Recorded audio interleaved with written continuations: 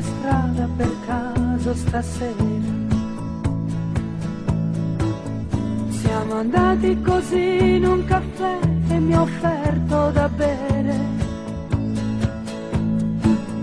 È incredibile come è rimasto il solito pazzo con l'aria innocente, mentre io ero calma di fuori e tremavo di dentro. Un bagaglio di tanti segreti e di vecchi discorsi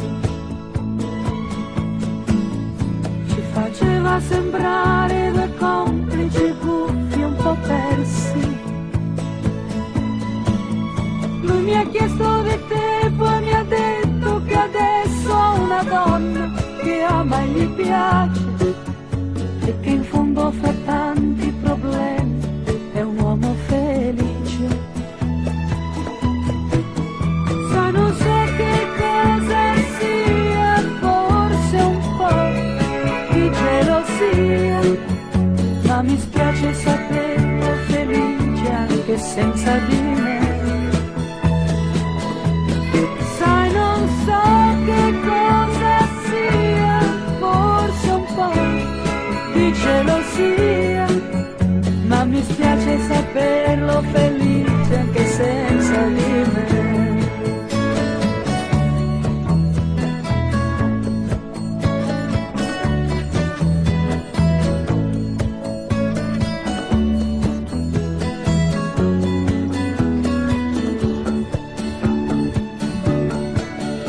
Era strano però rivederlo così da vicino,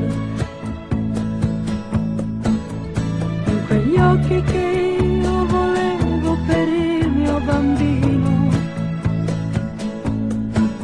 Lui parlava e parlava, ridevo e così per un attimo e quasi sembrava che fra noi tutto il tempo non fosse davvero passato. Quando poi me ne son resa conto mi son spaventata